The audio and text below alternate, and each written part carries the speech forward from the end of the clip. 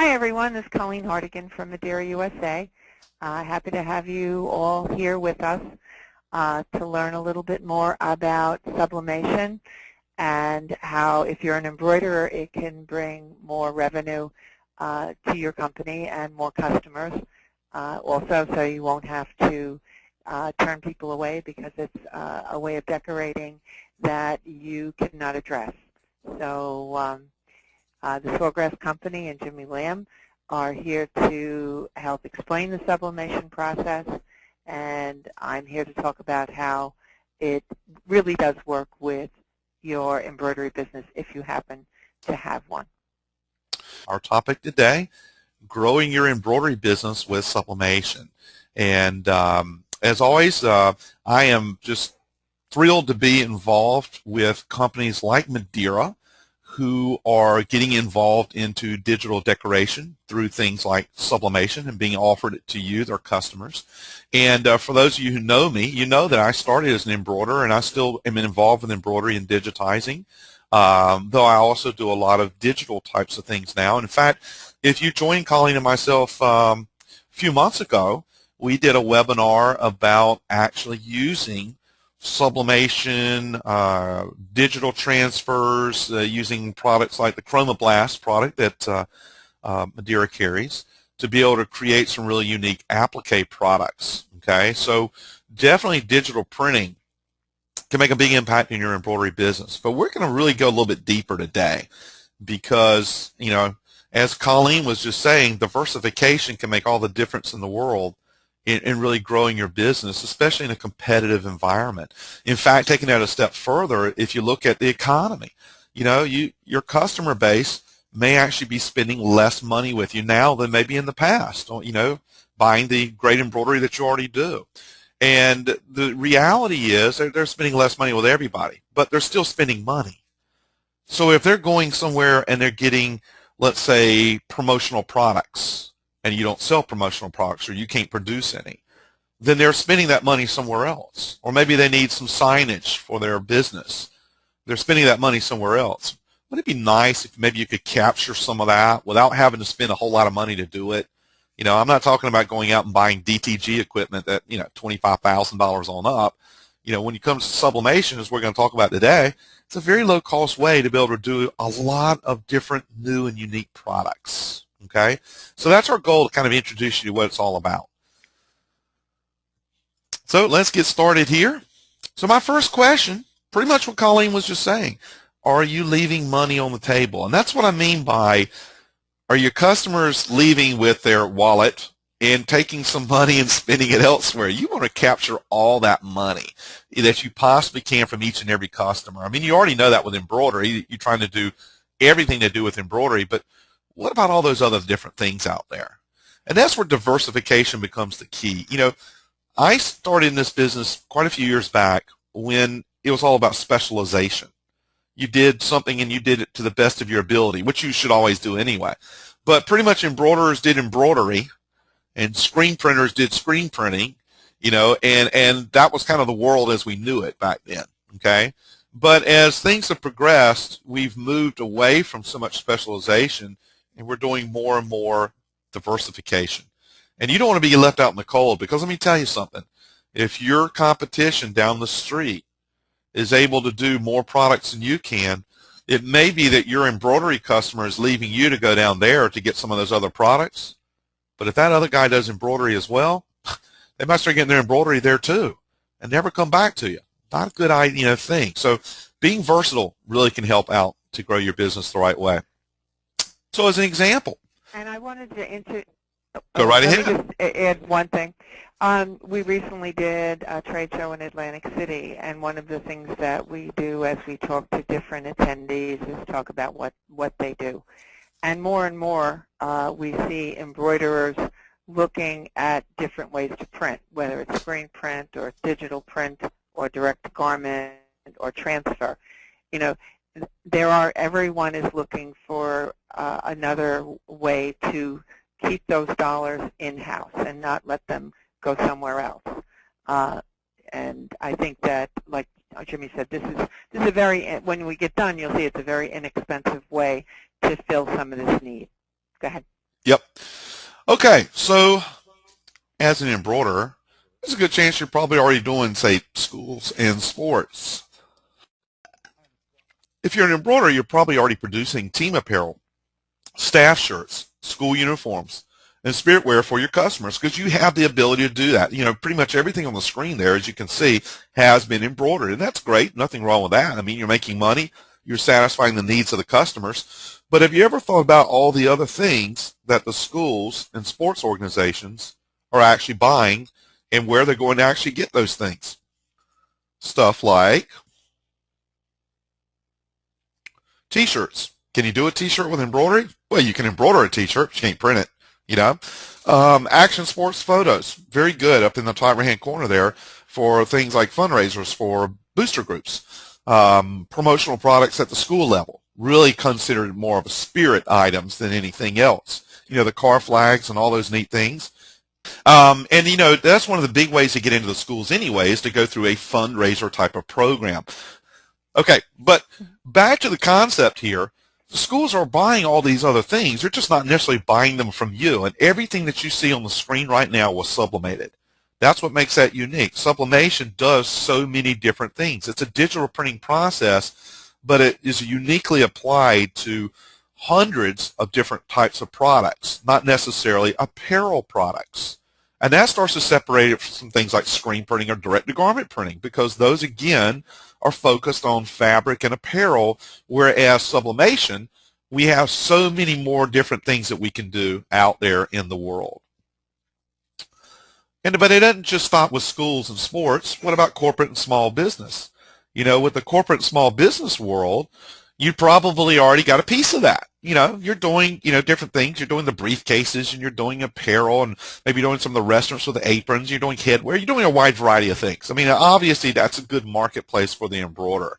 But when you start thinking about other things that they're actually buying that you can't do, you're actually missing out on some of the potential revenue streams that are out there. Again, everything you see on the screen has been sublimated. And we have, you know, on one extreme, we have things like, you know, simple as a mouse pad, but it becomes a promotional product. You're able to do awards. This is not engraved. This is actually sublimated. It's still a wooden plaque, but the surface is sublimatable because it was manufactured for that, and you're able to do full color graphics to make a really nice award product. And it's very inexpensive. I mean, something like this particular award product cost about $6 as a blank. This one has about maybe 65 cents worth of ink and media cost. So you have invested in that about $7 in materials cost. But this is a type of thing that can sell for $25 or $30 at a retail point. So you can see that was inexpensive to produce. The print time was about 30 seconds. The heat press time was about a minute. Okay, you had some artwork you had to do, but other than that. Right. So very quick setup, easy to do a single onesie or twosie at a pretty decent margin, you know, and we like margins. Those are good things. Well, positive margins are a good thing. Negative margins are not. But you know what? Signage, nameplates, just there's so many different things that we can do for that corporate marketplace. Imagine it when your customer came in to get polos.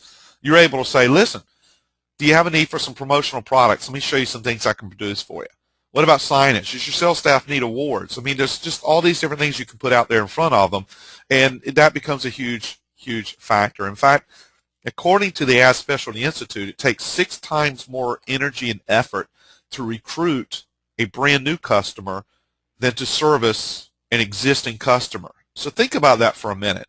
If you were able to suddenly do all these different types of things and you approached your existing customer base, you could go to every single one of them out there and probably immediately start generating new streams of revenue from at least 50% of them, as opposed to going and knocking on doors to getting new customers, which you're going to have to do anyway. But in the grand scheme of things, it's a quick way to actually pull more money out of your existing customer base by diversifying your business with, you know, processes like sublimation. And not hurt your embroidery business besides. No, absolutely not, because that's not, I mean, you wouldn't do sublimation instead of embroidery. Right. You're just simply expanding the things that you can offer to that client. In addition. Yeah, absolutely. And the nice thing about embroidery and sublimation is they're so diversely different, such that they're good complements to each other. Because the fact is, what you do with embroidery is so totally unique. I mean, it can't be reproduced by any other system out there. You know, if you look at somebody who does direct-to-garment printing and screen printing, those two things are fairly similar. But when you look at like embroidery and sublimation, being so diverse, it just really broadens the range of what you can do. Right.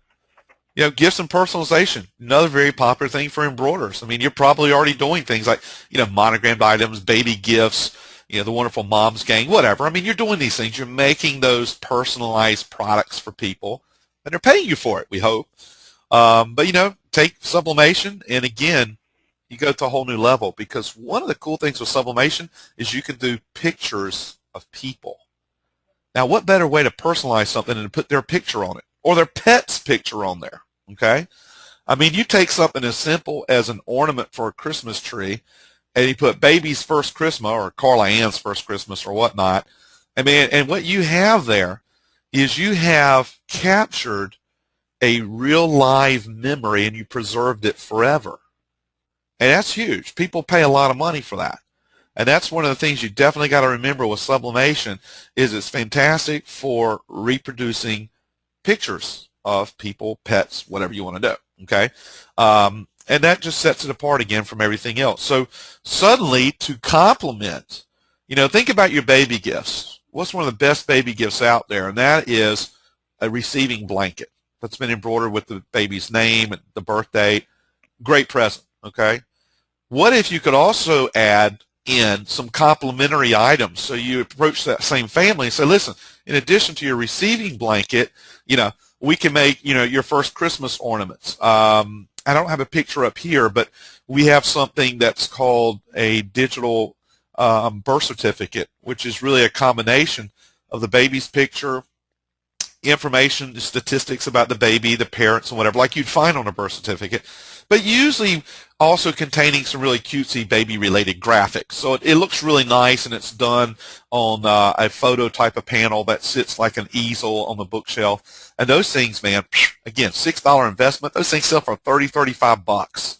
So now you have the receiving blanket, you got the digital birth certificate, you have some other, you know, commemorative products, and you got a nice package. And look how much more money you just generated, you know, by having that extra ability. Those are things you got to think about.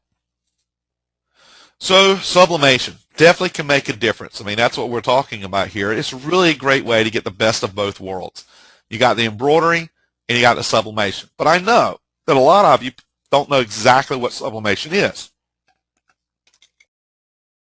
Well, it's a very unique digital printing process. And I think, okay. Go right ahead, Colleen. No. And I was going to say, and the word kind of not scares people, but it's a different word. It's not a word that we're used to. What does it exactly mean? You know, what does the word sublimation mean? How is that different from screen print or direct-to-garment printing? I always think of it as the ability to put a graphic on hard goods, which you can't do with embroidery, although you can put sublimation on soft goods as well, and I know we're going to get into the specifics of that. So when you look at sublimation, the neat thing, first of all, is sublimation does not require a big, fancy, expensive piece of equipment. I mean, you already bought that with embroidery. You got, hopefully, a really good quality machine that really does what you want it to do. And you paid to get what you needed, and now you're generating income. That's great. You know, but you may not be ready to put the same investment into expansion that you did into your initial embroidery equipment. Understandable. So when you start looking at what sublimation requires, the sublimation that we're talking about, we define as desktop printing. So the idea being that everything fits on a desk. Well, a heat press is involved, and heat presses are known to be heavy. So if you have a flimsy desk, you probably don't want to put it there. But the concept being it's a small footprint, okay? Requires a computer, which you probably already have. Requires a heat press. In the case of doing round products like coffee mugs and water bottles, then you're probably going to invest in a mug press. But most of your stuff is flat, so it's a standard heat press. And a printer. Now you're thinking, oh, yeah, there's the catch. That's one of those $15,000 or $25,000 DTG printers. Nope. It's really involving off-the-shelf desktop office printers. Certain printers, not all of them, are capable of handling and managing and processing sublimation inks. And in this case, there are some Epson models and some Ricoh, with Ricoh probably being the most popular. So you're talking about printers that cost hundreds of dollars, not thousands of dollars.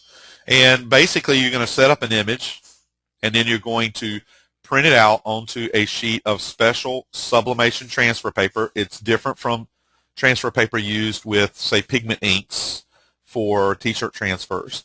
You want to use sublimation transfer paper and sublimation inks. It's going to print out, and like the Ricoh, and you see right here a Ricoh 3300, that can actually print out a full color 8-inch by 10-inch image in about 30 seconds or less.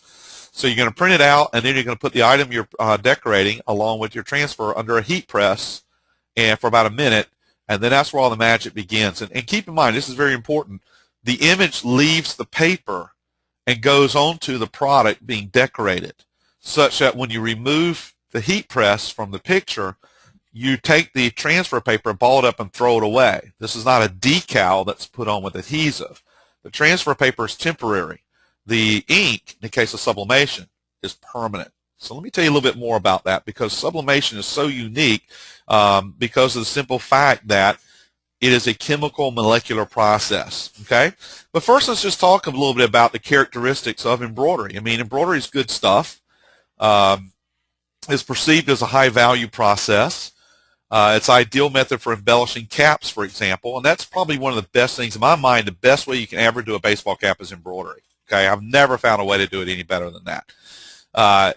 Fiber content does not affect the process. These are things you should know because you see this every day. Threads are color fast, especially Madeira threads, and typically don't fade. Names and text can be created from a keyboard with no setup, quick and easy. That's important.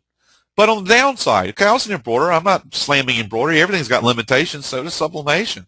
But we know with embroidery, for example, that fabric texture affects sewing quality. We have to learn that when we digitize, how to deal with that. You definitely have to be able to hoop or frame the garment. So, if you can't get in a hoop or frame or a clamp, you're not getting it on the machine. Needle has to completely penetrate the fabric. So that starts to limit you on some cases of what we can actually deal with, okay? Been there, done that, broken many a needle. Lengthy setup process. You got artwork, you got digitizing. So if you're going to do logos, you're going to take some time to get it all done, okay? But that's okay. That's what we have to do. Typically limited to small designs, chest and cap. Now, that's an important factor because in the world of embroidery today, a lot of people have kind of gotten boxed into a corner by what it is they can and can't do, and that's why diversification kind of takes you out. I mean, I know some of you still get to do full fronts and backs, and that's pretty cool, but I don't see it as much as I used to, just changing the world. And, of course, your colors are limited to the number of needles on the machine, Yes, I've done a 24-color design, but, it's no fun because you got to rethread the machine as you got. So embroidery's got great aspects, and then it's got some areas that, may limit you a little bit, challenge you a little bit. That's okay. Everything else does, too. When you look at sublimation, just as an example, because this is kind of introducing it to you because it's a little bit different process. Okay, it's a lot different. First of all, it will not fade when laundered. That's pretty cool. Embedded in the surface instead of on top. That makes it really unique. In fact, that makes it uniquely different from a lot of printing processes as well. The image size does not affect production time. Now, with embroidery, if you're going to do a full front with 300,000 stitches, it's going to take just a few minutes longer than a 5,000 stitch left chest design. Okay? So large area designs become economical to produce. See, that's the point I was trying to make, really, is you go into sublimation, you can do bigger full color, imprints that you really can't do economically with embroidery. So it helps you to kind of fill in a gap there. And there's no limit to the number of colors that can be printed. Well, technically, there's always a limit. But the reality is we're not limited to 15 needles, thus 15 colors. We, can do millions of colors for the most part. And this is one of the things that really attracted me to sublimation. It works on many other items beyond apparel products. So I can expand that region, of sales. And it's quick in setup, ideal for short runs. I mean, people want onesies and twosies. We can do that. But, like everything else, and you should be aware of it, sublimation, first of all, only works on polyester and polymer products. Now, don't let that scare you, because as soon as you hear polyester, if you're like me, you're like, okay, that's it, not interested, nobody wants polyester shirts, which is not true. But I'm going to tell you more about that here in just a minute. So don't let that feel like it's a limitation. White is the best product color. There is no white ink available for sublimation. I'll explain why. And then finally, the product must be able to handle 400 degrees during production. So I know people ask, can you do nylon? Because nylon isn't that a form of polyester, sort of, but nylon tends to melt below 400 degrees. So usually you can't sublimate it very well. Just thought we'd throw that in there. Yes? When you said white is the best product color, that you meant that the base material would be the best material. Yes. White is the best material. Yes. Okay. And a lot of people find that as a limiting factor, and certainly in apparel, that's a challenge. We're going to discuss that here in just a minute. But pretty much everything else we do with sublimation, all the products you buy that are sublimatable, made for sublimation, and there's about 1,000 different products out there in the marketplace, they all have a white surface to begin with. So as you'll learn, white is the best color to print regardless of the method that we're using. So now look at this picture here and start to imagine all the different things you can do. You can probably already do the embroidery, okay? But now if you add sublimation, you can at least add in these items down here. Now this over here is screen printed, but the point being is if you had embroidery and sublimation, you could do everything on this picture here except the top right one, okay? Because that one was screen printed. But right now, all you can do is the one back here that's embroidered. So this just shows you how when we combine the worlds together, how we can get the best of both worlds and broaden that reach in everything we do. So how does sublimation work? Okay, as Colleen said to you, that's a big, strange kind of word. And people say this to me all the time. What the heck is that? Well, let me tell you what it is. Sublimation is a digital printing process. And it works just like transfers do in the fact that we print onto transfer paper, use a heat press, and then the image leaves the transfer paper and goes on to whatever it is that we're decorating. But chemically, it's uniquely different from anything else. It's actually a molecular process. Big words, okay? Because of the fact this only works with polyester, and there's a reason, because of the molecular nature of the beast, okay? First of all, sublimation is really a dye. It's not ink, but we call it ink, and that's okay because that's just easier. But there is a huge difference between dyes and ink. For example, when Maderia makes thread, they dye the thread. So if you take some of Maderia's thread and you cut it with your scissors, it's not white on the inside of the thread. It's the same color all the way through because it's been dyed, and when you dye things, you recolor the fibers. On the other hand, a lot of printing is actually just adding color to the surface of the item. For example, if you screen printed thread, which you're not really going to, but let's just say that Maderia figured a way to screen print their thread. When they cut it with scissors, the inside of that thread would probably be the original color. And say you took a spool of white thread and you wanted to print that thread such to make it into red thread, I guarantee you the inside of the thread would still be white, okay? Because printing is typically on the surface. It's recoloring the surface. Dyeing is recoloring the fibers pretty much from the inside out. So it's a very unique process. Okay, so sublimation is truly a dye. And here's what happens. When we apply heat, approximately 400 degrees Fahrenheit, to sublimation dyes that have been put on that transfer paper, the dye turns into a gas. It doesn't liquefy, it turns into a gas. Second thing that happens is the polymer fibers of whatever we're decorating, they open up. Think of it like a clamshell, okay? The clamshell opens, the gas goes inside, and then when we remove the heat and take the item off the heat press, the clamshell closes back up and permanently contains that dye in the inside of the fiber. So we've recolored the fiber kind of like from the inside out, okay? Now, that is unique.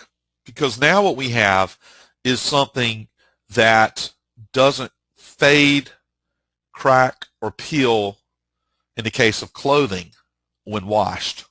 So we can wash something that's apparel over and over again, and it's never going to fade, crack, or peel. Screen printing is going to crack over time, okay?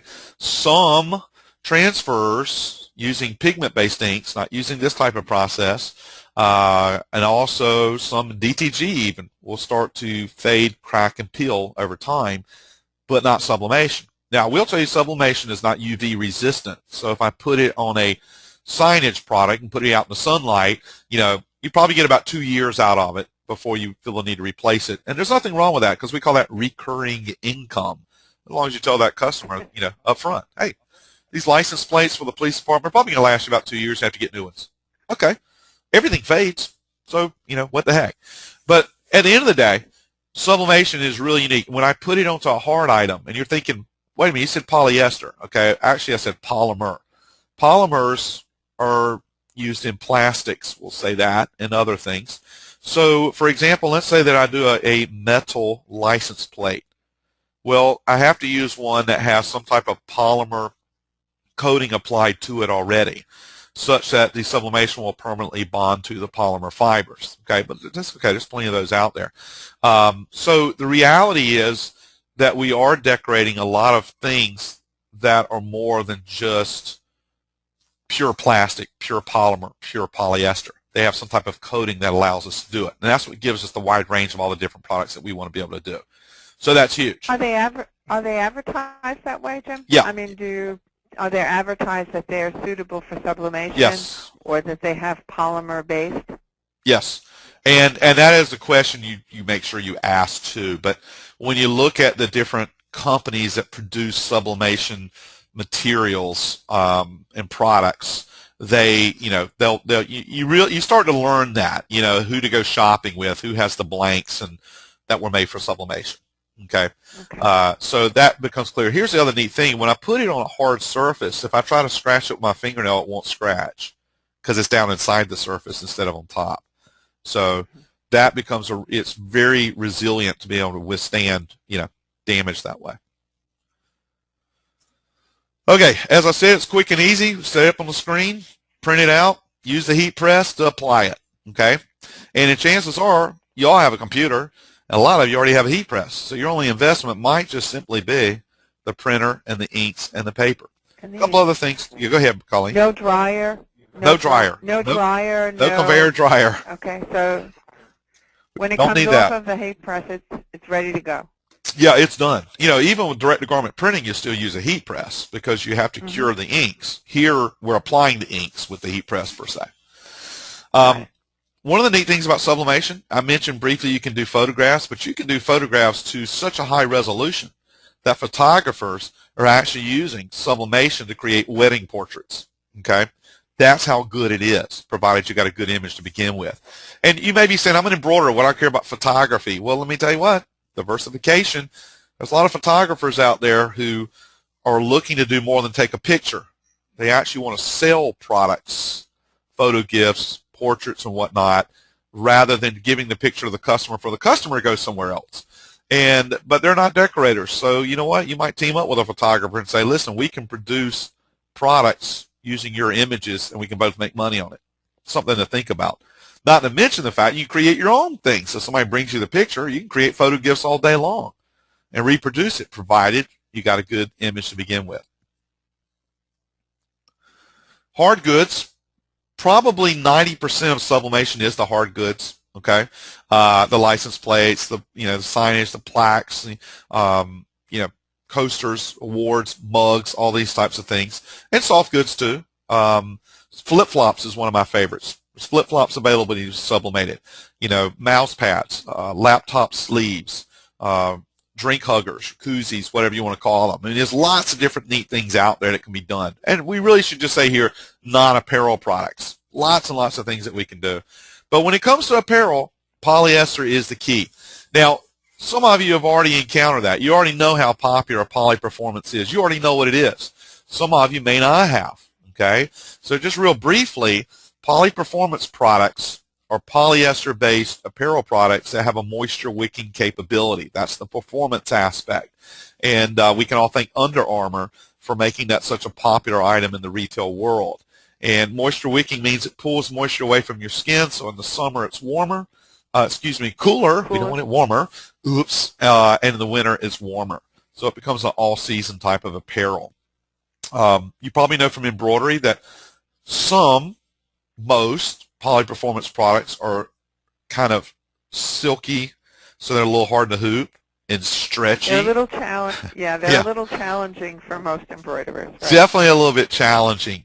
But for sublimation, because most of these are 100% polyester products, they're not challenging all that much. In fact, they're quite simple to do.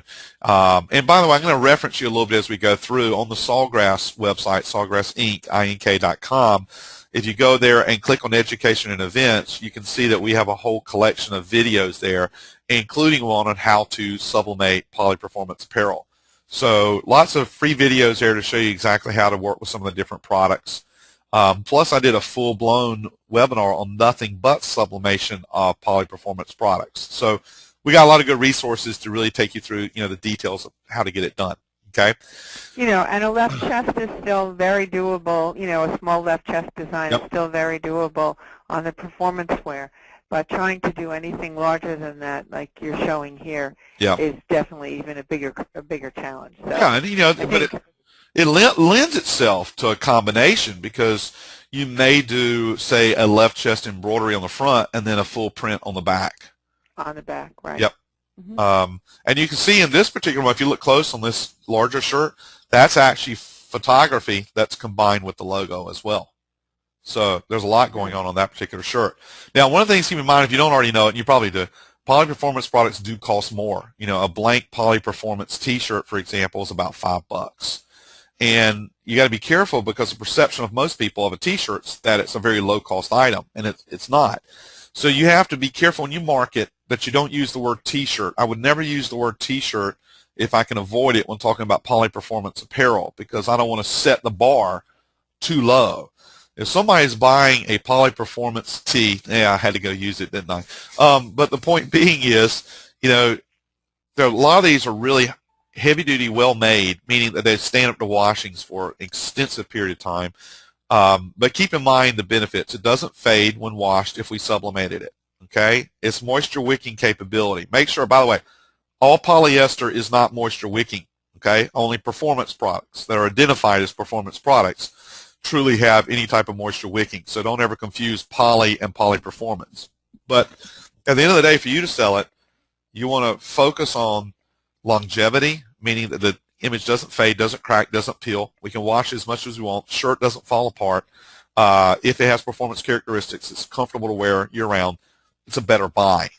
Sure, it costs more, but it's a better buy. And even poly-performance, well, not poly-performance, poly-headwear.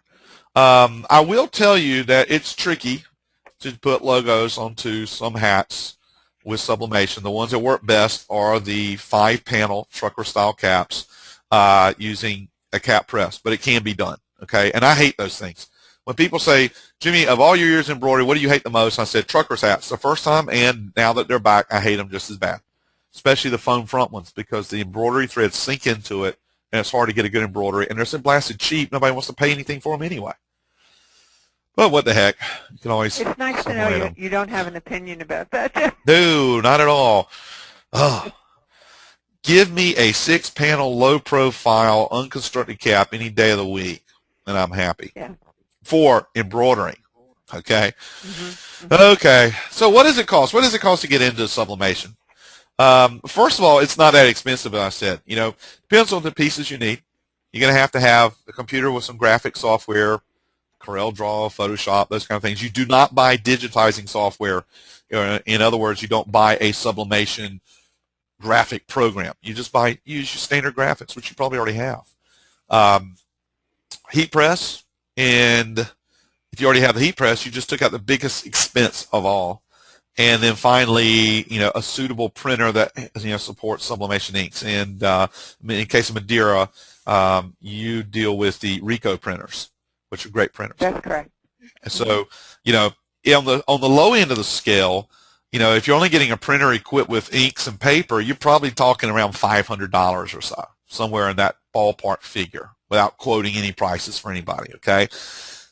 But if you throw in a heat press, you might add another $1,200 to it, because you really got to have a good quality heat press. Let me tell you something. Heat presses control the process. So if you have a cheap heat press, you may get inferior sublimation. Keep that in mind. The heat press is an important part, because I know there's a lot of $300 units on eBay that may or may not do a very good job for you.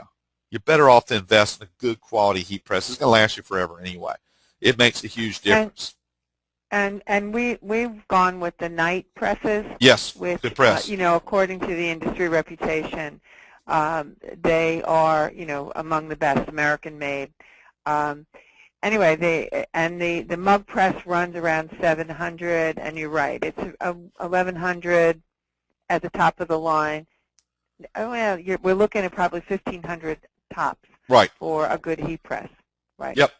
With So so that's why I throw that range you're right, down and that's there. got multi-purpose too. Yeah. Yep. Totally depends on what pieces you need, but the point I'm making here is, I'm spending 10,000, I'm spending 25,000. You're spending a relatively low amount of money to be able to get into something that just tremendously broadens your, potential for sales. What does it cost? Sublimation imaging costs. I mean, this is just a test one we used to compare some of the different printers and things that we support. This particular image from Great Dane Graphics, I always give him credit since he provides art, graphics and artwork for me to use in different presentations. But we printed that as an 8-inch by 10-inch, and this was actually on a Ricoh 7000 printer, which it came out to about 64 cents in cost, including paper and ink, and printed in under 30 seconds. The Ricoh 3300, I think the cost is around 72 cents, so it's fairly close. The point being is it's not, it's less than $1 to do pretty much a full front on something, okay? Not a lot of cost there. That's really what we're trying to say. Every image is going to be a little different, but what the heck, that gives you just a representation. Now, it's always worthy to know there are production variables. I mean, sometimes we try to make it sound like, you close your eyes and you push a button and it's done. But the reality, I was telling you about heat presses, and all the magic of sublimation happens with a heat press. Our standard production setting is 1 minute at 400 degrees and 40 psi of pressure, medium pressure with the heat press. These are settings you have to adjust. And you know what? If you vary them, you can vary the quality of the image. And it's okay because different products, we sometimes do vary them, okay? It's just like with embroidery. You have to vary density and underlay, thread tension, backing, needle types, depending on what you're dealing with. And, the same as with sublimation. We may actually change it. For example, when we're usually doing poly-performance apparel, we probably go more on the line of about 45 seconds instead of 1 minute at around 380 degrees with an almost zero pressure. Okay. On the other hand, if I'm doing a mug in a mug press, I'm probably going to go 3 to 5 minutes and possibly a little higher. So yeah, there are some things there, but the thing for you to understand is that we have variables in the process, just like there's variables with the embroidery, which you have to tweak it. I mean, you already know, embroidery machine, you're tweaking thread tension. I mean, that's just a normal part of embroidery. So you may be doing a little tweaking here too. The key thing is to write down your tweakings so you can develop recipes. Okay, so it's not all that hard to learn, but definitely some things going on. But just going back to the heat press real quick, the one thing about buying a good quality heat press is you want to make sure the heat is consistent throughout the platen, because if you have inconsistent heat, you'll have inconsistent molecular action during the sublimation process, which means inconsistent quality of imaging. And if you're tempted to go out and buy that dirt cheap giveaway heat press, I encourage you just to say, listen, I got to invest in the right thing, okay? If you don't invest in the right thing, you're going to be sorry later. Buy a good quality heat press, okay? You want to be able to control it, manage it, and make the production process work for you. So let's talk about graphics management for a minute, because, certainly with embroidery, we go through digitizing, but when we start talking about printing, it's a totally, totally different world, because we are recreating artwork, photos, and whatever by actually mixing the colors. It's kind of interesting. With embroidery, you pick a cone of thread and you put it on the machine, but in the case of any type of digital printing, you have different color cartridges of ink at the printer, and you're using commands to tell it to blend different variations of those colors to create the final color you want. So you're actually mixing paint, as I like to say. You're also dealing with items that are different shapes and sizes. Think about a JPEG. You're working with a JPEG. It's always a rectangle. Okay, well, how do I deal with this plaque here? What about this plaque over here? Those have got some weird shapes. How do I manage that? How am I going to get my artwork into that shape? That sounds kind of difficult, you know. Well, it's not as bad as it sounds. I got a simple representation here. Typical artwork, square, okay? This is a coaster, and this is a hard polyfiber coaster. And the company that makes this is called Unisub, U-N-I-S-U-B. And if you go to the Unisub website, they have a vector, and they have a bitmap version, but they have, in this case, a vector graphic of that actual coaster, which is basically your template, is what I'm getting at. They have templates, and they have them available in CorelDRAW format, which can be a vector. They also have them available in Photoshop format. So I go to their website, I download that template in, and if I'm using CorelDRAW, I can merge the artwork over that template and use a function called Power Clip. And when I click on Power Clip, it'll actually automatically crop it and shape it to fit that template. Voila. I now have my artwork in the shape that I need to be able to do that particular coaster. If you're using Photoshop, use layers. Not sure how to use either one of these? Go to the Sawgrass website, sawgrassinc.com, and look under Education Events. Click on How To Videos. You'll see a video that shows you how to do this with PowerClip and how to do it with Photoshop. So the resources are there, and it's actually pretty easy. Okay, it's just a little challenging at first. The first time you got to go through that. The other thing to keep in mind is when we're printing on shirts, the problem is we're dealing typically with artwork that's in a rectangular format. So you know what? When we put a picture on a shirt, it looks boring if we're not careful. We get that, okay? And really the best way to describe that is you get a photo on a shirt and it looks like a photo on a shirt. So consider adding a border or something. You got to break that up. I cannot stand a box on a shirt, okay? So it still looks like a box, but at least it has a border, okay? It looks different. Here's a different border. But you can see I'm trying to make it look more custom, okay? I'm trying not to have that restrictive shape, and so you got to be creative there. Another way to do that, and the best way to do it, is using tools like in your graphics program to remove the background. Look at that. That looks pretty good, okay? And what I did was I cleaned up all that extra background, so I got away from that rectangular look, and now I got something that looks more custom, like it belongs there. So that's another one of your challenges, because with embroidery, you may be using a JPEG image, but you're not boxed into that shape when you digitize something or set it up. You know, you have free-flowing boundaries. But with graphics, you don't tend to have free-flowing boundaries, so you have to figure a way to make it look that way, and that's exactly what I did here. Color management, just another part of graphics management, really. And that is the challenge of what you see is not always what you get. Now, I learned this with embroidery first time, because I remember when they started adding thread charts into my digitizing software. It's pretty cool. I could install the Maderia thread charts into my software, and I could choose the actual threads I wanted to use to show up on the screen in the design. But I always noticed that when I printed it out, or what I saw on the screen never quite matched the actual thread, so I really always depended on pulling the thread off the shelf and looking at it, or taking my handy-dandy real thread card, the physical one, you know, from Maderia, and looking at it to make sure that I was getting the right color. So this becomes really challenging to printers, because when we go to print something, let me tell you, if you take a piece of artwork right now and you go print it out on 4 different printers, it's going to look different on every printer. Hate to tell you, okay? And I mean, I got, let's see, 1, 2, 3 HP desktop printers right here in my office for just doing paper graphics, and I can guarantee you it'll print a little different on every single one of them, because that's the way it's managing the ink. There's a lot of variables going on. So, of course, this causes a headache, because what you see is not always what you get. We know that, too, when it comes to sublimation, okay?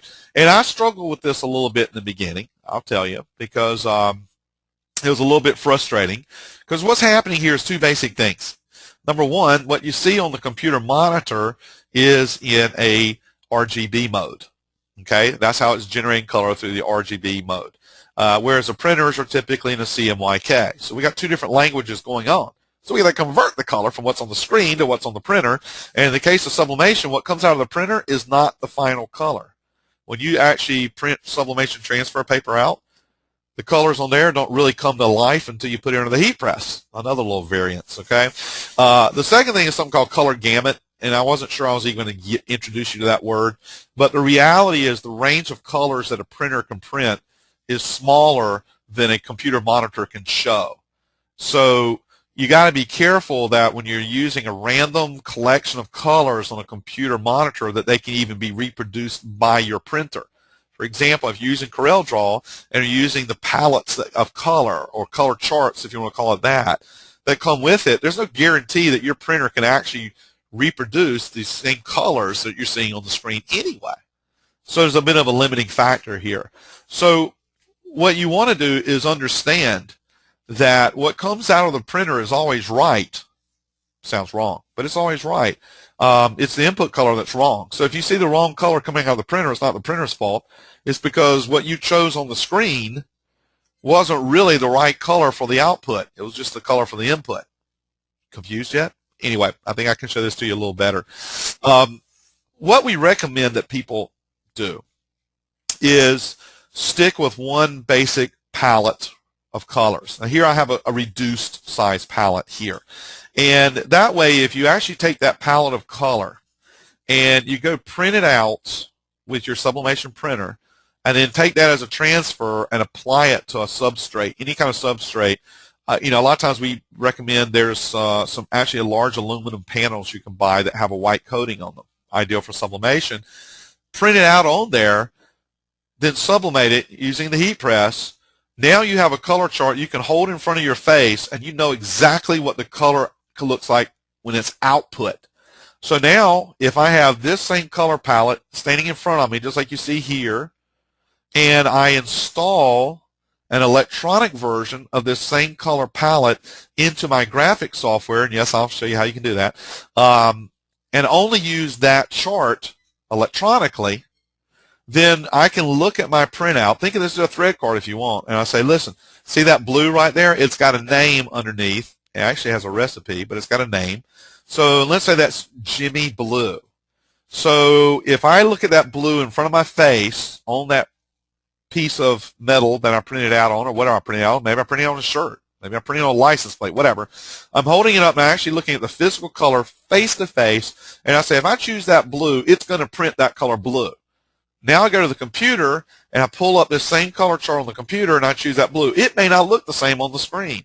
It doesn't matter because I know that when I choose it, that's what I get out. And so you are working sometimes in that world again on the screen where the colors aren't quite what you want, but they're going to be right when you come on the output because you chose your color based on the output. Just like pulling a cone of thread off the shelf and looking at it and then selecting it off an electronic chart in your digitizing program. May not look right on screen, but you know it's going to be right when it sews because you know what that final color looks like. Okay, if you're purchasing the Sublimation sublimation system from Maderia, one of the things that you'll find once you buy it is you can download a free software driver called Power Driver that you will install to be able to process colors the right way. And it includes in it what's called the ColorSure palette. And the ColorSure palette, and it's bigger than you see right there, but it's a nice large palette of colors that have been pre-engineered to work ideally with sublimation.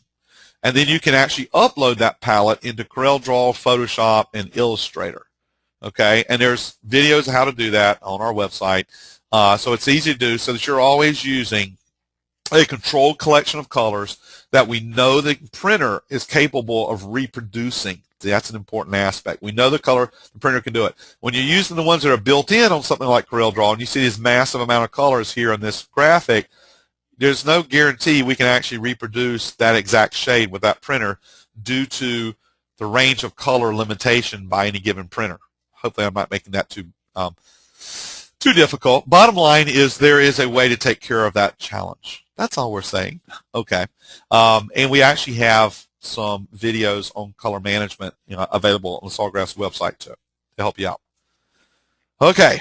Moving on, we're almost to the top of the hour here, but just real quickly, one of the things you hear about sublimation is that it only works on white, and that's not true. It does work on other colors, but white is the best color. When we print on colored shirts, for example, unfortunately people do want colored shirts. I don't know why they can't stick with white, but sometimes they want more. We can do light colored shirts with sublimation, but as the color of the garment gets darker, the sublimation tends to be less visible, and it tends to be impacted by the background color as well. So when you go to something like red, black works great on red, but I wouldn't try to put pink or orange on red with sublimation. Probably not going to work so well. So light colors definitely are better than dark colors for sublimation, with white being the best color of all. Now, as I mentioned earlier, there is no white ink for sublimation. And this is, again, most of you are new to printing. Keep in mind that when we set up colors to be printed, they are actually created at the printer. Okay, they're mixed together using a recipe. And most printers have 4 colors, basic colors of ink, CMYK, okay? Cyan, magenta, yellow, and black. K is black. So between those colors, we can create pretty much any color we want, mixing them together within reason, except one, white. You can't mix any group of colors to create white. You know, in fact, normally when fabric thread is made for sewing fabric to sew white shirts, they bleach the thread. That's how they get it white. So white ink has to be engineered. And not many processes offer an engineered white ink because it's kind of difficult to use. So the standard thing is your graphics program assumes that your 4-color printer can't do white, so it leaves areas of white in a design open, like the neck on the eagle. Okay? That looks good because it's on a white shirt. That's actually open. That's the shirt color, you know, substituting for not having white ink. We put on a yellow shirt, look what happens. We have a yellow eagle. Yeah. And you know what else happens is the background yellow starts to impact the color of the inks that are on there. So, you know, we don't have any, you know, the color background affects multiple things is what I'm saying. So if you have a design that doesn't need white color in there, you can put it on light colors without any problem. But if you actually need to have white in there, it's not going to work. Okay? So that becomes a bit of a challenge. Now, the way real quickly that screen printers do this, just to educate a little bit for those who don't know, in the world of screen printing, the way that they handle darks is they do use an engineered white ink. And they put that down as a layer all by itself right off the bat. And, you know, screen printing ink looks kind of like mud. But anyway, they put it on there, mud or pudding. And then they put the rest of the layers on top. And before they do that, they hit it with heat. They use a flash cure system that cures that white ink enough so that they can put the rest of the design on top in layers. I didn't do it in layers, but okay. So 2 things happen. Number 1, they create a white base so that the colors of this image pop and look good. Because if you put that directly on black without the white underneath it, the image itself might suffer. Okay. The second thing is all the rest of the areas that are white in this football were left open so that that background color is creating the white, and then it just shows through in all those open areas. That's the way they do it with screen printing. Direct-to-garment systems, some have it, some don't. They have to force the white ink through an inkjet head, so that means they need, you know, a very, very low viscosity, thin type of ink to be able to get it through. And that's challenging in and of itself. Oops, hit the wrong button. I'm flailing around with my mouse. Okay, so in the world of DTG, they had to design an ink that, first of all, goes through the head. Second of all, dries almost instantly when it comes in contact with air, but not too quick. And third, most systems use a catalyst to activate the quick drying capability of the ink. So most systems, you actually have to spray the garment with some type of pre-treatment initially, and it's a chemical catalyst so that when the white ink hits the garment, interacts with the pre-treatment, it hardens or dries, semi-dries, enough that we can put colored ink on top. Okay? The drawback, and you may hear this with DTG, is if you don't properly maintain that white ink in the heads, it can harden in the heads and it'll destroy the heads and cost you a bunch of money. Okay. In the world of sublimation, we don't have white ink. And we can't put down a base layer of white because sublimation is designed to bond with the fibers in the actual garment or the hard surface item or whatever. So if you put down a layer of white ink first, it would block the sublimation from getting into the polymer fibers anyway. Therefore, white ink is just not really going to physically work for sublimation. Now, one thing you may see, just so I'll make sure I don't get told that I'm a liar later, you may see poly performance shirts that have been sublimated that look like they used white ink. For example, the one here on the left, Max Gear, you see all the white, and you say, well, how did they do that? You said they couldn't do that. I said, well, here's what they did. This is something that's called wide format or all-over printing. The shirt started its life being white. As you can see, the bottom of the shirt's open.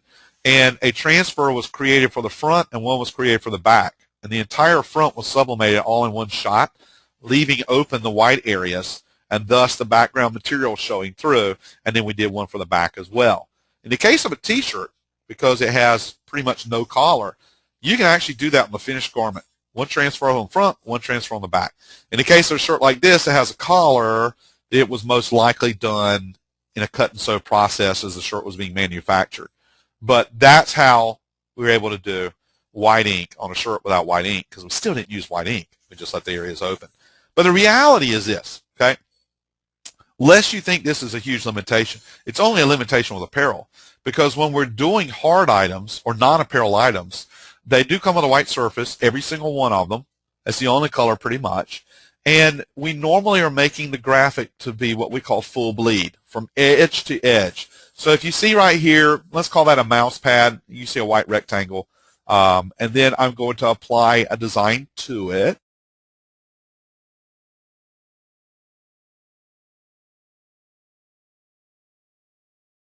There's white in it, but that was left open.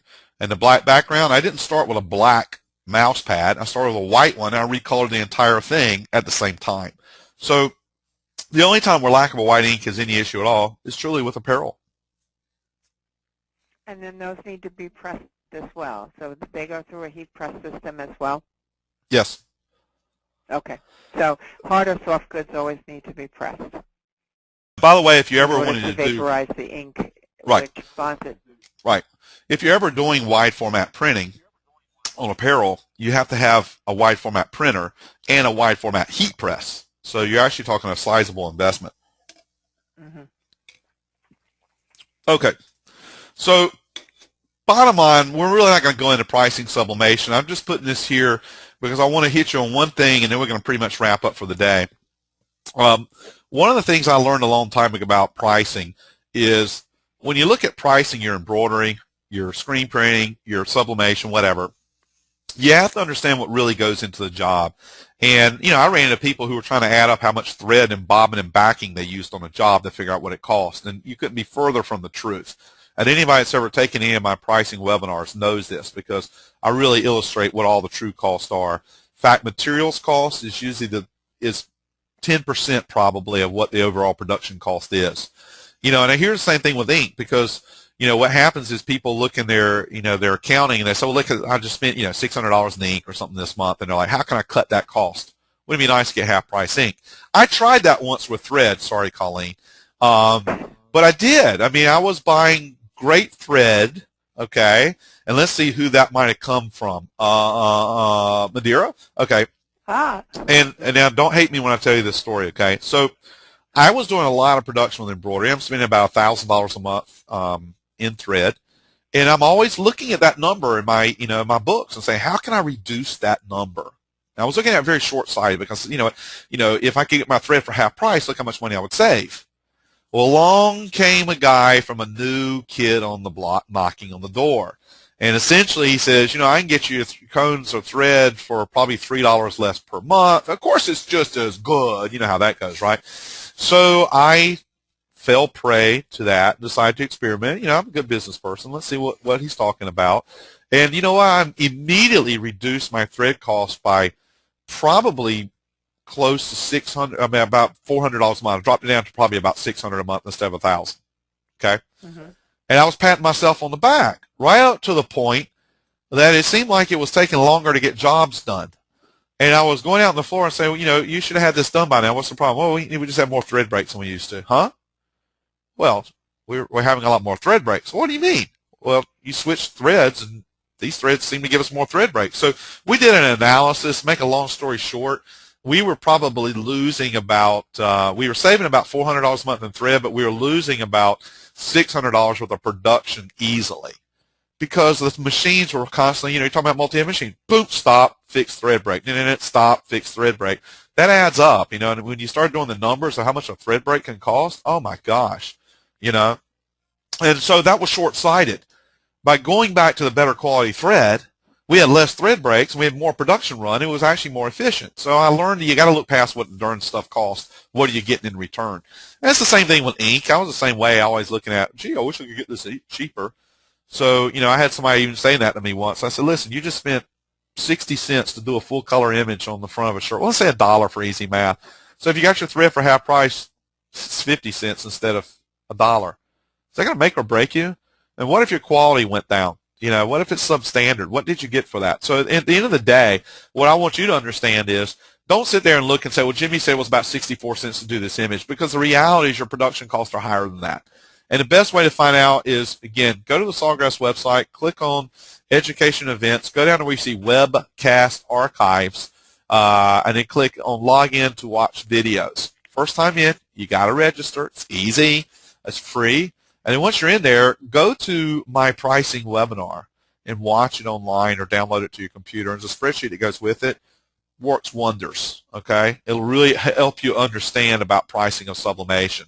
The thing is, it doesn't cost you a lot to do, but you have the area for a lot of margins, increases, and that's what you really want at the end of the day. You can look at the 64 cents in 30 seconds. That's great. That's just to give you a representation. You need to really understand everything that goes into it so that you can price your products the right way. Same with embroidery. It's not limited to that. Okay, so finally, went a little long here, but go ahead, Colleen. Okay, I just wanted to interject too. What you were saying about the cost of a thread break is very important, and sometimes price isn't. You shouldn't let that determine what you use. Right. On our website, on the Madeira Fund, we do give you some information about the cost of a thread break if you have a single head, or depending on how many heads you're running, to help people understand that you get what you pay for. Absolutely. So they can go to our Madeira website the same way they can go to see what what it costs them every time the machine stops. I had a very wise embroiderer who still to this day runs a very large production shop down in Arizona. You probably know who I'm talking about. And he said, listen, he said, at the end of the day, you invest in, he doesn't do digitizing. He said, invest in a reliable digitizer that is good, can be trusted, can be depended on, who helps and gives you advice, whatever. He said, invest in a good digitizer, invest in good thread. He said, you know what? You get those two things taken care of, your machines are going to run great. Well, invest in good equipment too. But, after you buy the equipment, those are key things to keep the business running and growing the right way. But as for sublimation, as you can see, sublimation, easy way to expand your markets. And I'll tell you, I do a lot of webinars and seminars at shows, and I meet a lot of you and a lot of other embroiderers. And I got to tell you, I mean, the interest for embroiderers is huge. Every sublimation workshop that I do it seems like 75% of the people in there are embroiderers, because they're looking for a low-cost way to expand what they do. And obviously, when you look on the screen here, look at all these different things you can suddenly do with sublimation that you can't do right now. Something to think about. So, real quick, I mentioned it several times, but if you go to sawgrassinc.com, you don't have to remember those whole domain names. You just go to sawgrassinc.com, click on Education and Events. There you'll find our how-to videos, our webcast videos. You'll find access to all kinds of information on growing your business, making money, marketing, fundraisers. I mean, there's tons of things that we've done in our educational program that we make it available to you, because our goal is to help you be successful, to help you launch your sublimation business the right way. Madeira is there to help you get you started, and we're here to kind of help educate you what you need to know and keep you moving along, and that's what we're all about. So if you visit the Education Events page, there's just a small taste of all the different things you're going to see when you get there. I encourage you to go and download the Sublimation 101 guide, free ebook you can download. It doesn't cost you anything. You can read, we have references to magazine articles all the time. So you can go see what's being printed out there just to keep that learning process going. That's what it's all about there. We also encourage you to join our blog, How to Sublimate, at howtosublimate.com. Can't forget that one. Plenty of good information there on a routine daily basis. Twitter, I know you used to think Twitter was kind of silly, but you know what? Twitter's got a lot of good stuff. I mean, there's a lot of good people publishing really good, useful things online, and then they'll make a tweet about it, which has a link right back to it. So, I mean, it's worthwhile being there, kind of keeping up the latest news. And if you're into Facebook, We do all kinds of things with the Facebook people on our website, our Facebook site. You know, for example, later this week, we threw out to our Facebook fans for the Sawgrass site, hey, here's 3 topics for a webinar. Which one do you want to hear? You know, I mean, we throw it out to people here. Vote on which topic you're most interested in. The vote's already in. And so if you're on Facebook, you would know what that topic's going to be. So a lot of good information there. As well, the Maderia site, which I didn't have a picture of, I apologize, but at MaderiaUSA.com, a lot of good resources there. I mean, Maderia, I've always had the greatest respect for Maderia. I've worked with Maderia for many years because, you know what, they're very education-oriented as well. And people like Colleen and her staff have an abundant knowledge of embroidery and the processes and the products. You know, they can help you solve issues. And you always want to keep that in mind when looking at your suppliers. So, now go ahead. I was just going to say, we will be sending out a thank you to all of you people who registered for the seminar, the webinar, excuse me, and in that will be a copy of this webinar that you've just listened to, so that if you've missed something or Jimmy was talking too fast, you'll be able to, or coughing, you'll be able to review that again. So I just did want to mention that you will be getting that probably tomorrow. I thank you for visiting with us and eating lunch with us, I hope. Yes. Okay, so I'm going to start taking questions here. We already got some there, and I have one that I'm going to go ahead and tackle. And this one comes from an individual that says, well, what are the advantages for us for sublimation? We're already doing embroidery, DTG printing, and vinyl T-shirts. What are the advantages? Well, one of the advantages is pretty much everything you listed there is apparel. And you can get out of apparel if you get into sublimation and start providing these other things. You know, promotional products, you can't do every promotional products out there, but there's a lot of promotional items you can do. And that becomes one of the big things, is being able to do the non-apparel products that your embroidery machine's not going to do, and your DTG may not be able to handle. You know, those types of things. You're also going to find that the quality of sublimation on a poly performance tee is better than the quality of DTG on the same thing, because most DTG inks are actually cotton-based inks, and they don't bond with the poly. They just try to stick to the surface, and they probably don't stick that well. And they do have a tendency to fade when you wash, and their color vibrancy isn't there. Well, you may not be doing a lot of poly performance, so you really don't care, but definitely if you are having to do poly performance, and it's going to keep expanding, because now that poly performance products are being made that look and feel like cotton, but they're really breathable poly, that's just going to increase. But really, if you're doing a lot of different apparel decoration, sublimation is going to benefit you by giving you the ability to do a lot of non-apparel products.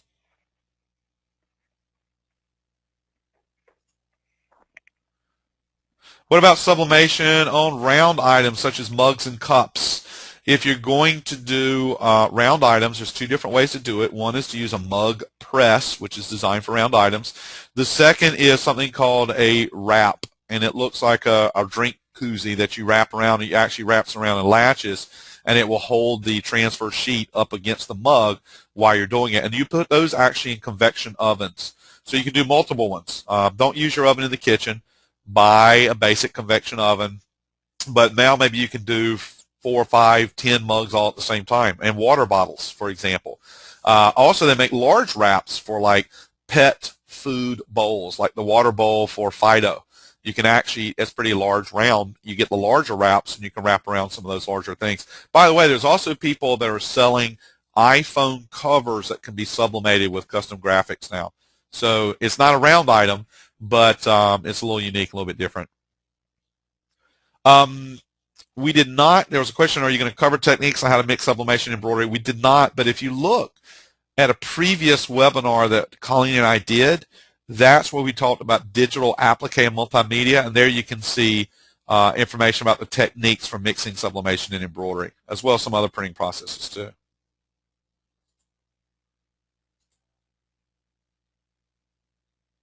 How many times can you wash a T-shirt that's been sublimated? You can wash it until the T-shirt falls apart and the sublimation doesn't fade. as long as it's truly a polyester, 100% polyester tee. If it has a blend, any type of blend in it, and you can sublimate blended shirts. You can do 50-50, for example. You can do 80-20s. But if you sublimate a blended shirt, it will have more of a faded type of appearance. It looks kind of washed out, and it will wash. It'll fade a little bit more on the first washing, but after that, it won't anymore. But if it's 100% polyester that's been sublimated, the sublimation will last longer than the shirt.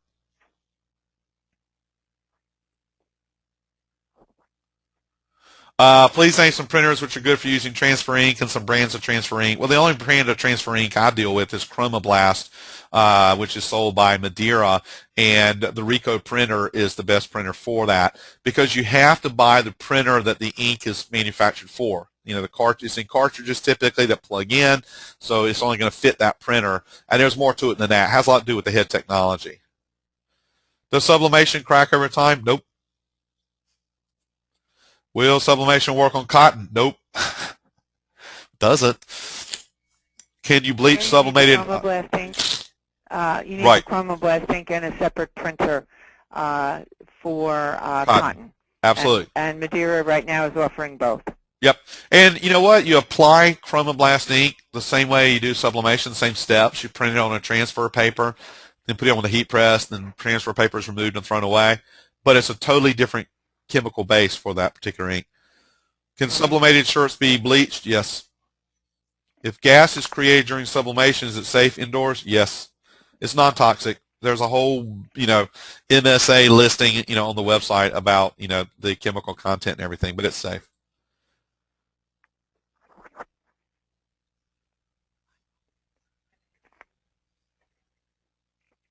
Is a sublimation the same as direct-to-garment printing? Nope. I mean, sublimation is its own unique chemical process.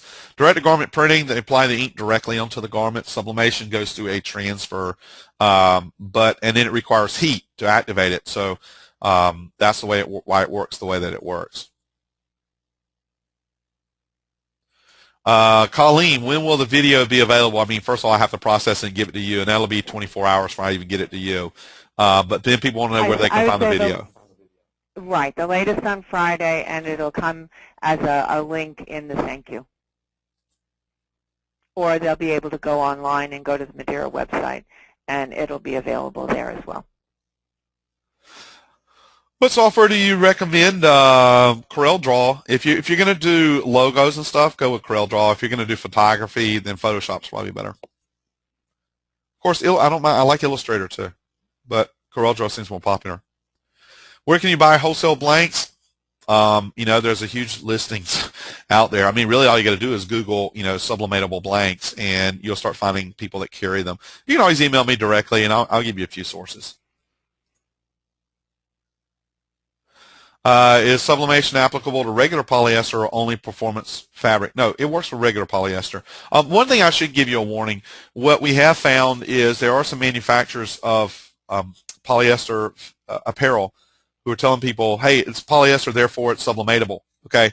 The reality, we found that some of these manufacturers, they're using processes in production that interfere with the sublimation. For example, some, but not all, some antimicrobial finishes have a tendency to block the pores in the polyperformance product such that sublimation doesn't penetrate properly into the fibers. So, what I would suggest is if you're looking at a apparel product to sublimate, you should ask the supplier, is it sublimatable? And they'll say, oh, sure it is, because it's polyester. And say, good, have you done it before? Show me a sample, and do you have instructions with recommended settings for your particular apparel product? Also, if I have issues, is this somebody I can call? So the ones who've actually gone and tested it, that's what I'm trying to get at. If they've actually gone and tested it and can show you the test results of how well their product sublimates, great. But if they've never tested it, don't assume that just because it's poly gives you a good sublimation quality. When you're doing front and back sublimation, full bleed sublimation, what can you stuff inside the garment as a template? I've never put a template inside. I mean, when we're doing front and back, the transfer is actually slightly larger than the shirt itself. I can actually send you and show you a transfer that was done for one, but you make the transfer that completely covers the entire front of the shirt, and you make it slightly larger all the way around than the shirt itself. So there isn't really a need for a template. Now, you might have been thinking inside, sometimes people say, well, does it bleed through? Do I need to stuff something inside? In the better quality T-shirts, it does not bleed through when you do front and back. If you're really, really worried about that, use some blank newsprint inside. But I haven't had bleed-through problems enough to make any issues. But I use better quality garments too. You stated white dye is not available, but you showed a signage plaque with dark background that had white in the design. That's because the signage plaque was manufactured with the entire surface being white, and then when the sublimation was applied, the white areas of the design were left open such that the white of the plaque is what you see, not white ink. That's standard. I mean, your software is doing that, and you don't even know it.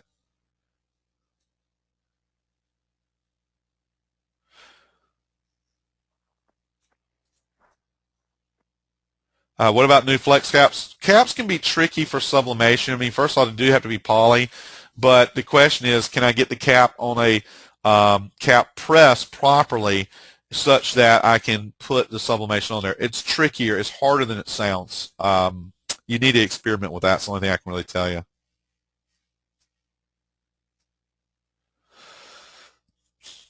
Someone says that they heard that if you apply heat over 250 degrees, you break down the integrity of the Under Armour. I really couldn't tell you. I mean, most Under Armour products are dark in color, and people don't really go and necessarily sublimate them in their shops.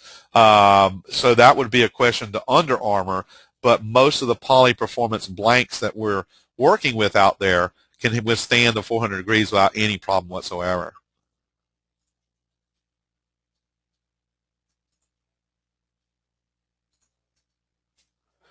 Let's see. Do you need the printer to be designated for sublimation only? You can use it for other things. Sublimation only, really, because the reality is sublimation ink costs more than regular paper ink, okay, or what we call OEM ink. And you don't want to be wasting your sublimation ink on non-sublimation items.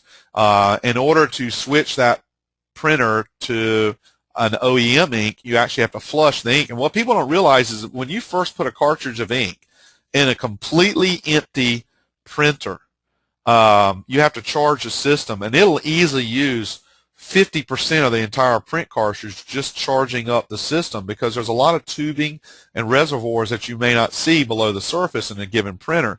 So every time you switch out, if you wanted to go from sublimation back to just regular printing ink, you got to flush all that ink completely out, which means you lose it. It's wasted before you install the other ink back in. Considering that the printers aren't that expensive to begin with, you're far better off to just keep that printer designated for that one purpose rather than wasting ink. And you're probably looking at a $200, $250 Right. investment in the printer, a dedicated printer for the sublimation ink. Right. Again, the Surf's Up graphic you showed has white in the design. How did you do that without white dye? What we applied it on, the only thing we've ever applied it on in apparel is white shirts. Therefore, the white area is the shirt coming through. Okay, if you wanted to put that on a yellow shirt, then the white areas would be yellow. So, that's that limitation. If I put it on any of the hard items, those are all white to begin with. So, that's how that's done. That was kind of like where you showed the eagle, the white eagle, Right. and then you put it on a yellow shirt, and we had a yellow eagle. Is sublimation weatherproof on hard goods? Sublimation is not UV resistant. It will fade in the sunlight over time. There is not a standard rule of how much and how fast, because it really depends really how much it's in the sunlight, how direct it is, et cetera, et cetera. What I have found talking to people using products that have been out in the sunlight, that, feedback is about 2 years in sunlight. Really, again, it depends on the intensity and where it's placed, on how fast it fades. It's a gradual fading, so you certainly don't go and notice it, and over time you eventually realize, well, maybe it did fade.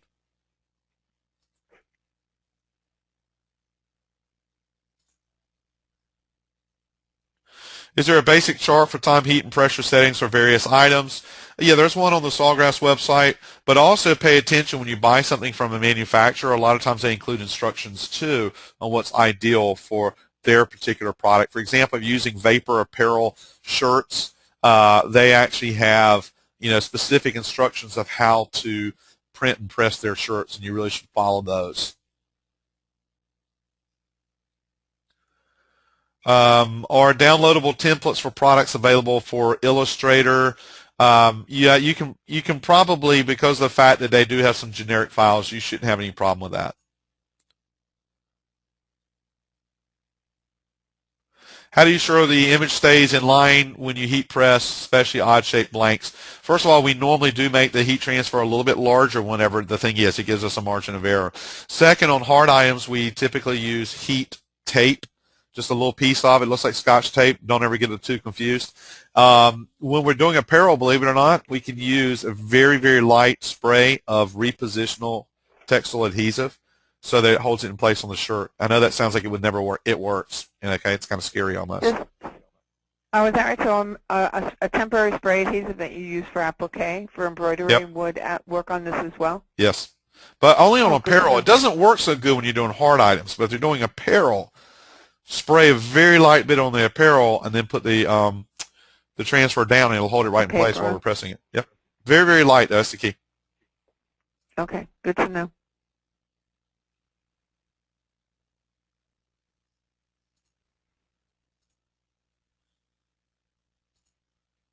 Just scanning through. There's a ton of questions. I'm going to have to cut it off here in a minute because we're really down to 1:30. Yeah. And I'm sure everybody has other things going on. So what I want to do at this point, though, is I know there's a lot of great questions here, and my apologies. We ran a little long, or Jimmy ran a little long, okay? And we didn't get to all your questions. And your questions are important. You see my email address on the screen. You see Colleen's on the screen. Just email directly to us, okay? And we'll be glad to help answer these questions for you and get back to you. And again, my apologies that we didn't get to them, but I do appreciate everyone participating, and I do appreciate all the questions you have, because that's important to help you learn more. Now, a couple of things real quick before we sign off. There are some trade shows coming up that I'll be at that you may or may not be at. I'm just going to briefly mention. I'll be at the DAX show in Minneapolis next weekend. I'm actually doing a class on sublimation. And if you're at that show, the class is on Saturday morning. It's free to attend. Come join us for that class, because I'll have a lot of my samples there, and I'll be there to answer questions, about the process and show you some stuff. If you're going to DAX in Chicago, which that's not until April 27th and 28th, again, give them the same class there. And the ISS show in Columbus, I'm doing several classes there, one on poly performance apparel, one on sublimation versus DTG. So, come see me there. And then I'll be at the NBM show. And, I go to all the shows, okay? Just trust I'll be there. But, I always encourage you to come by, because if you want to ask some things one-on-one, see some samples in the hand and all, I'm there to help you with that. So I guess we got to wrap up, though, don't we, Colleen? Yeah, we do. And we'll be also at the DAX show in Chicago and the ISS in Columbus. So, and probably the printwear in Indianapolis. So, yeah, I'll be there too. Please feel free to stop by the booth and ask any questions if you like. Maderia is offering the Rico printer, the cartridges for the sublimation ink, and the paper. So we should be able to put a package together, which you will get an email about at a nice price. So if you want to make a small investment into increasing the revenue for your business through sublimation, we would be happy to serve you to do that. Like Jimmy said, my email address is on there. I'll be happy to answer any questions that I can, and I promise to get back with you. And thanks again for thanks for having me here and dominating you with my cough. But if anybody wants to watch back on the video, the cough will be gone, magically cured, okay, through the power of editing. So with that said, I guess give us 24 hours to get you better. Yes, and, yes. We'll have that out there for you all to see again if you like. Yep. So we'll see you guys next time.